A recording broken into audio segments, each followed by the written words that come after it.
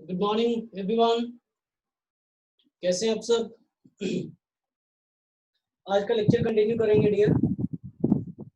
So we were doing the chapter number 4, that is retirement of a partner. उसी के sums आज हमें आगे प्रैक्टिस करने हैं। Day 6 we are done with. कल भी मैंने आपको कहा था कि this chapter is based on chapter number 3, जहाँ पे हमने रिवैल्यूएशन अकाउंट बनाया था, पार्टनर्स कैपिटल अकाउंट बनाया था, बैलेंस शीट बनाया था। तो अब इस चैप्टर में भी हम वही करने वाले हैं, बस थोड़ा सा मेथड हल्का सा अलग होगा। मे भी शायद वो भी ये होगा आप लोगों के लिए कि थर्ड चैप्टर में हम एक पार्टनर का एडमिशन होने की बात करते थे और फोर्थ में रिटायरमेंट होने की बात करते हैं। तो बाकी सब कैलकुलेशंस सब कुछ सेम है। अगर डिफरेंस आएगा तो आपकी कैपिटल्स में कि उनको कैसे कंप्यूट करना है और जो रिटायरिंग पार्टनर है उसके बैलेंस को हमने कैसे ट्रीट करना है। So will continue with illustration number 35। 35th illustration के साथ हम लोग कंटिन्यू करेंगे। तो इलस्ट्रेशन में हमें गिवन है राम, श्याम एंड मोहन, तीन पार्टनर्स हैं जिनका PSR 3:2:1 है। राम, श्याम एंड मोहन 3:2:1 का पार्टनर्स PSR है। On 1 April 18 Shyam retires, Shyam की रिटायरमेंट हो रही है जिसका रेशियो 2/6 है। ये रेशियो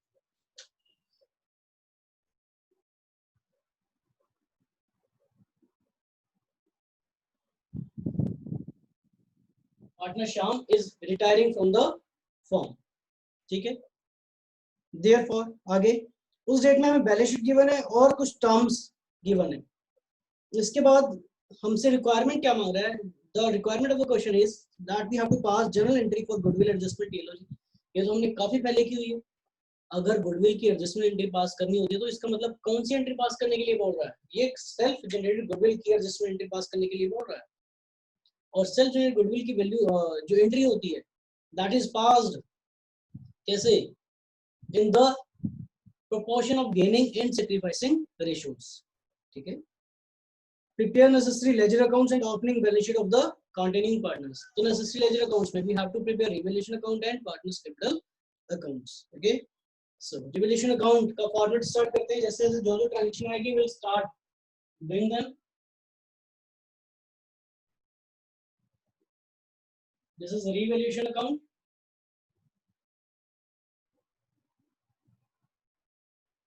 ठीक है, देखिए guys, so first point is regarding goodwill. Self generated goodwill से रिलेटेड है तो उसका रिवैल्यूएशन अकाउंट में कोई इफेक्ट नहीं है।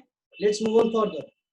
Second, expenses owing to be brought down to 37,500। Expenses owing का मतलब है एक्सपेंसेस आउटस्टैंडिंग।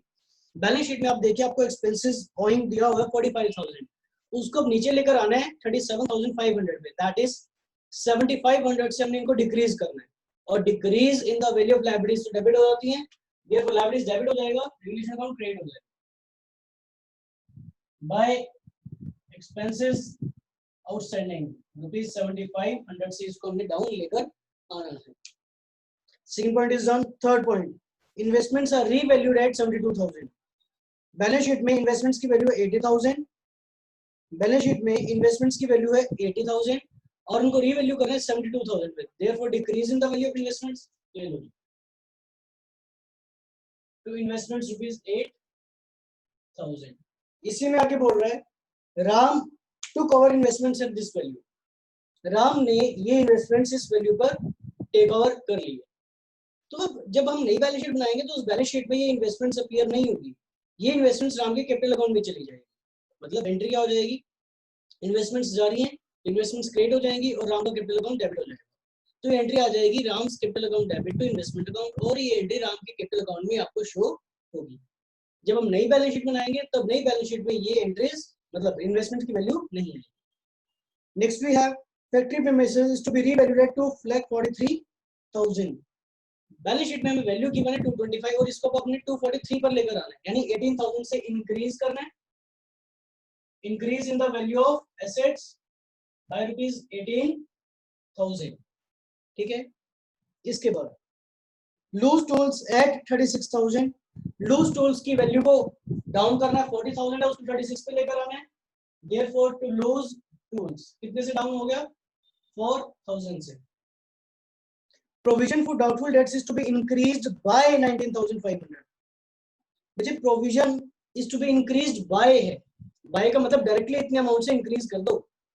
अभी प्रोविजन 10,000 की है, इसको 19,500 से और इंक्रीज करना है. 19,500 तक लेकर नहीं जाना, 19,500 से तो इंक्रीज करना है. तो टोटल प्रोविजन हमारी 29,500 हो जाएगी जब हम नई बैलेंस शीट बनाएंगे. तो प्रोविजंस में इंक्रीज होगा 19,500. Therefore to provisions rupees 19,500. Claim on account of workman compensation is rupees 18,000. Workman compensation reserve का पॉइंट हमने सेकंड चैप्टर में, थर्ड पॉइंट चैप्टर में काफी बार किया. एक बार इसको देख लेते हैं कि ये क्या बोल रहा है. ठीक है. So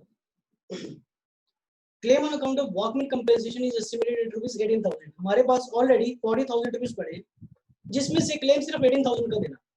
तो हमें ये रुपए किसी और से मांगने की जरूरत ही नहीं है. 40,000 का गुल्लक में पड़ा है और 18,000 रुपीज निकाल के दे देने. तो बाकी जो 22,000 रह गए उसको हम डायरेक्टली पार्टनर्स कैपिटल में भेज देंगे. ठीक है. तो रिवैल्यूएशन अकाउंट में इसका कुछ भी इफेक्ट नहीं होगा. शाम भी paid rupees 50,000 in cash and balance. ये कुछ शाम का जो रिटायरिंग पार्टनर है उससे रिलेटेड दे रखा है, उसको हम करेंगे बाद में. तो ये प्रॉफिट लॉस निकाल लो. आई थिंक हमें इस केस में लॉस आएगा. This is coming to 31,500.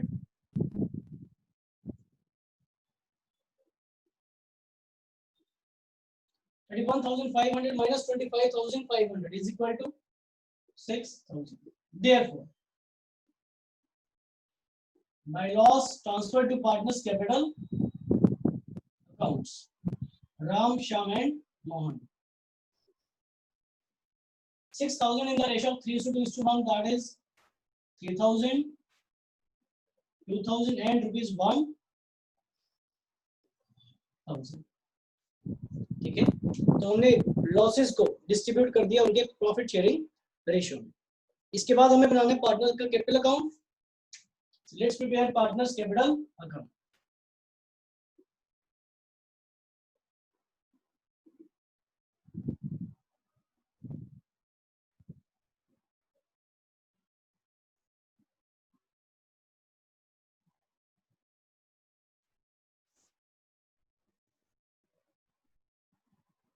Particulars Ram, Shyam and Mohan. Particulars Ram, Shyam and Mohan.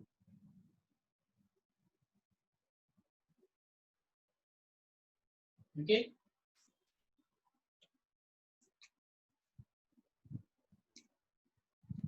So capital balances, capital account start करते हैं. उनके opening balances से start हो गए. We have 2 lakh, 150 and 1 lakh. By balance brought down rupees 2 lakh, rupees 1,50,000 and rupees 1 lakh. ठीक है. इसके बाद हमने रिवैल्यूएशन अकाउंट बनाया है. उसको जिसका जो भी लॉस आ रहा है उसको डिस्ट्रीब्यूट करते हैं. आ जाएगा यहाँ पे to revaluation account rupees 3,000, 2,000 and rupees 1,000. ठीक है. इसके बाद अब फर्स्ट एंट्री दे रहे हैं हमें गुडविल की. तो we have to compute the value of self generated goodwill और उसके बाद उसको गेनिंग सैक्रिफाइसिंग रेशियो में डिस्ट्रीब्यूट करना है. कल भी ये पॉइंट रह गया था, आज इसको कवर अप करते हैं. So we have first point में goodwill of the firm is to be valued at 2 times the average super profits. Average super profits के बेसिस पे कंप्यूट करना है. 2 years परचेज है of the last 3 years. Taking into consideration the risk of the business, normal profits of the firm are estimated at rupees 5 lakh every year. तो हमें normal profits दे रखे हैं rupees 5 lakh. Average profits देख लेते हैं कितने. Super profits क्या होते हैं? Average minus normal profits. Average profits देखते हैं कितने पिछले 3 साल हो गए. Actual profits of the last 3 years ending 31st March were 6 lakh, 550 and 575. तो अगर आप तीनों की एवरेज करेंगे, इन तीनों को प्लस करके डिवाइड बाय 3 करेंगे तो यू विल गेट 5,75,000. देयरफॉर अगर मैं गुडविल की वैल्यू निकालूं 575 माइनस 5 लाख फिर 75,000 रहेगा, क्योंकि ये हमने निकाला super profits into number of years purchase. Super profits किसके इक्विवेलेंट है? Average profits minus normal profits, और एवरेज प्रॉफिट्स है 575, नॉर्मल प्रॉफिट्स है 5 लाख। तो 575 minus 5 lakh is equal to 75,000 into number of years purchase है 2। देयरफॉर गुडविल की वैल्यू आ गई हमारे पास 1,50,000। This is the value of goodwill. अब पार्टनर जो रिटायर हो रहा है वो श्याम रिटायर हो रहा है, तो श्याम का शेयर कितना है इसमें? 150 में श्याम का शेयर है 2/6 विच इज इक्वल टू 50,000। यार एक बात तो साफ है कि श्याम रिटायर हो रहा है तो श्याम सेक्रीफाइस कर रहा है अपना शेयर, क्योंकि श्याम अपना शेयर सेक्रीफाइस कर रहा है तो श्याम का कैपिटल अकाउंट क्रेडिट होना चाहिए। टू एस यानी to Shyam's capital account shall be credited by ₹60,000। और गेन किसने किया? हमें नया प्रॉफिट शेयरिंग रेशियो नहीं गिवन है, तो हम ये मान के चलेंगे कि जो इनका गेनिंग रेशियो होगा वो उनका पुराना रेशियो होगा। मतलब राम और मोहन का गेनिंग रेशियो 3:1 हो गया, तो इनके कैपिटल अकाउंट्स को डेबिट करें। राम से अकाउंट डेबिट, मोहन से account debit. 50,000 in the ratio of 3:1. Therefore, 37,500 and 12,500. इसकी लेजर कॉस्टिंग करनी है हमने, ठीक है। ये क्वेश्चन में हमसे मेन रिक्वायरमेंट में मांग रहा था कि we had to pass a journal entry for goodwill adjustment, तो ये फेयर वर्क भी हो जाएगा। अब इसकी कैपिटल अकाउंट में लेजर कॉस्टिंग करनी है, तो राम के अकाउंट में क्या आ जाएगा? राम के अकाउंट में आ जाएगा to Shyam's capital account rupees 37,500। M के कैपिटल अकाउंट में क्या आएगा? एम के कैपिटल अकाउंट में भी आ जाएगा to Shyam's capital account rupees 12,500। और एस के कैपिटल अकाउंट में क्या आएगा? By Ram's capital account by Mohan's capital account.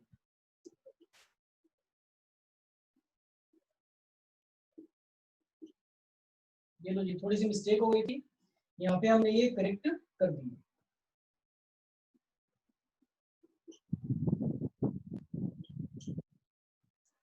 ठीक है, तो गुडविल की एंट्री कर दी है। उसके बाद थर्ड पॉइंट, सेकंड पॉइंट हमने कर लिया था। थर्ड पॉइंट में कह रहा था कि इन्वेस्टमेंट्स राम को लेकर जानी है, तो एंट्री क्या हो जाएगी? Ram's capital account debit to investments account. Therefore Ram के कैपिटल अकाउंट में क्या आ जाएगा? टू इन्वेस्टमेंट्स रुपीज 72,000 की इन्वेस्टमेंट्स लेंगे। ठीक है, I hope this is clear. इसके बाद बच्चे देखो, राम जो है 72,000 की इन्वेस्टमेंट्स लेकर जा रहा है, तो Ram's account debit to investments. Fourth point हमने कर लिया, fifth done, sixth done. Seventh में बोल रहे हैं श्याम भी पेड 50,000। जिसको करते हैं उससे पहले एक बार अब हम बैलेंस शीट देखेंगे।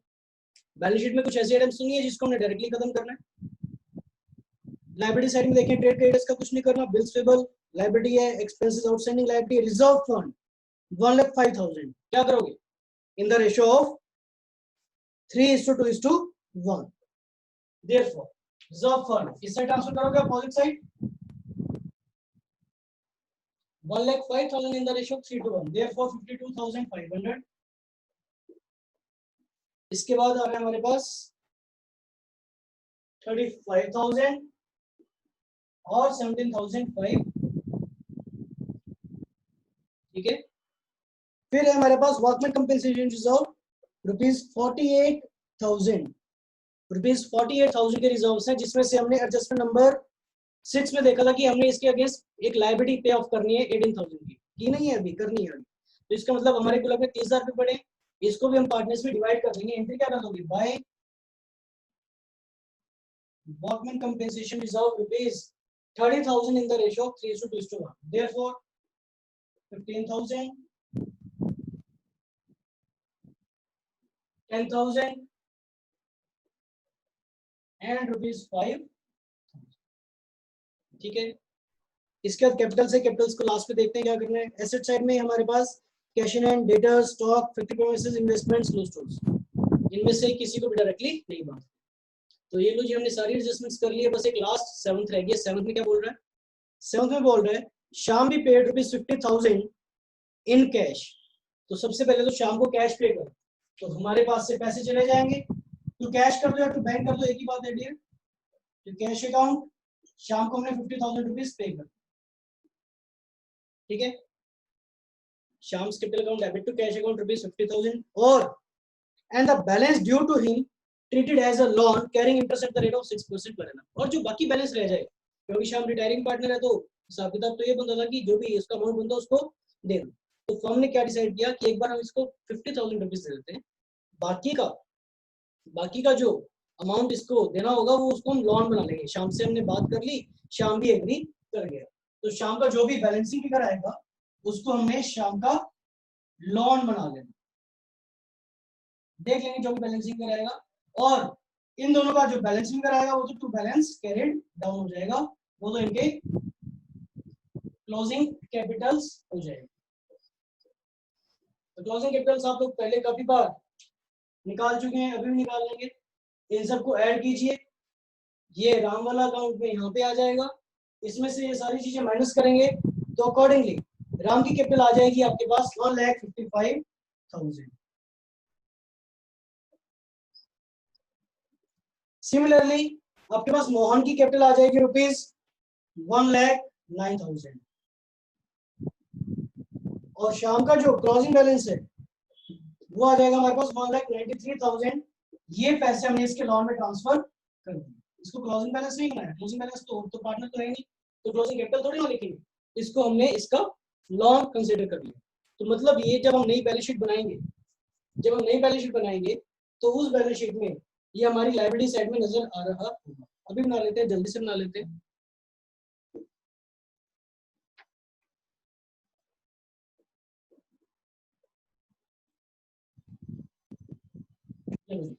This is balance sheet of new form containing partners की बैलेंस शीट है. ठीक है, तो ऊपर लिख देना balance sheet of new form. तो बैलेंस शीट न्यू फॉर्म की कैसे बनाओगे, मतलब basis of all balance sheet में देखो ट्रेड क्रेडिटर्स, क्या क्रेडिटर्स में कोई चेंज हुआ है? क्रेडिटर्स में कोई भी चेंज नहीं हुआ, तो क्रेडिटर्स एज इट इज आ जाएंगे रुपीज 30,000 की. इसके बाद बिल्स पेबल में भी कोई चेंज नहीं है, तो बिल्स पेबल भी एज इट इज आ जाएंगे रुपीज 27,000 की. एक्सपेंसेस ऑइल, इसमें चेंज आएगा, 45,000 है लेकिन 7,500 का डिक्रीज है. देखो ये तो कितने रह गए 37,500. इसके बाद है रिजर्व फंड हमने खत्म नहीं कर दिया है, वर्कमैन कंपेंसेशन रिजर्व खत्म कर दिया, लेकिन उसके अगेंस्ट एक लायबिलिटी देनी है. पॉइंट नंबर 6 में देखो क्लेम अभी भी पे करना है, तो ये आ जाएगा claim for workman compensation reserve या workman compensation, that is rupees 18. इसके अगेंस्ट हमने उनको एक क्लेम पे करना है 18,000 रुपीज का. ठीक है, इसके बाद कैपिटल से कैपिटल्स तो हमने यहाँ से निकाली दी. अच्छा, उससे पहले ये वाली लायबिलिटी भी तो लिखोगे, जो एस का लोन है, जो एस का लोन है ये भी तो हमारे लिए लायबिलिटी है रुपीज 1,93,000. अब आ जाएगी पार्टनर्स की कैपिटल. कैपिटल किस किस की आएगी, सिर्फ और सिर्फ राम और मोहन की 155 और 1,09,000.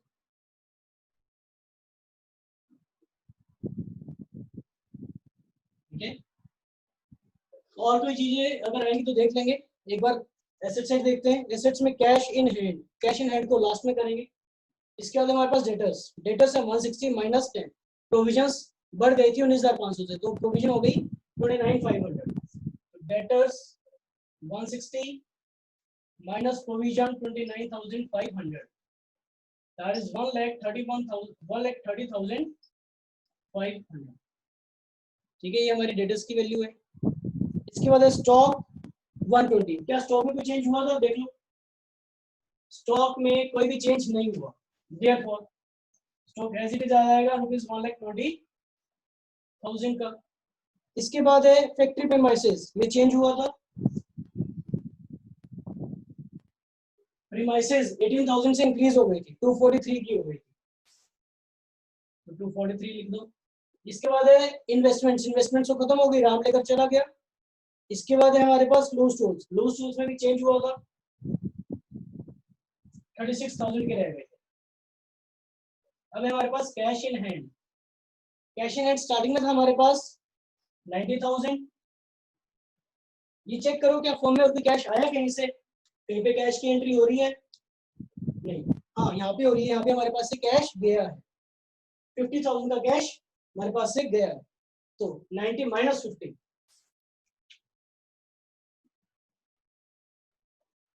Is equal to 40,000। ठीक है, तो हमने सारी की सारी एंट्रीज लिख दी। एक बार क्रॉस चेक कर लो। हमने इन्वेस्टमेंट्स का ट्रीटमेंट कर दिया, लॉसेस का कर दिया, प्रोविजंस का कर दिया, एक्सपेंसेस का कर दिया, फैक्ट्री का कर दिया, लॉसेस को डिस्ट्रीब्यूट कर दिया था, ये हो गया। उसके बाद गुडविल का ट्रीटमेंट हमने कर दिया, क्योंकि ये तो उनके डायरेक्टली कैपिटल अकाउंट्स में आ गई है, तो यहीं पे नीचे कैपिटल अकाउंट से बैलेंस में ऐड होकर आ रही होगी। इसके बाद कैश का ट्रीटमेंट कर दिया, इसके लॉन्ग को लिख दिया और इनके क्लोजिंग बैलेंसेस को लिख दिया। Here we have opening balance, ये ट्रीटमेंट हमने गुडविल का कर दिया, रिजर्व फंड को खत्म कर दिया, WCR को भी कर दिया। तो जब अब आप बैलेंस शीट टैली करेंगे तो आपका टोटल मैच हो जाएगा। How this is clear to all. ठीक है, इसके बेसिस पे अब आपको जो सम्स करने हैं, हमने कि फुल फ्लेज एक बड़ा सा सम कर लिया है, इसके बेसिस पे अब आपको ज्यादा से ज्यादा प्रैक्टिस करनी है। You have to do illustration number 36, questions भी करने हैं इनके 36, 37, 38, 39 एंड 40।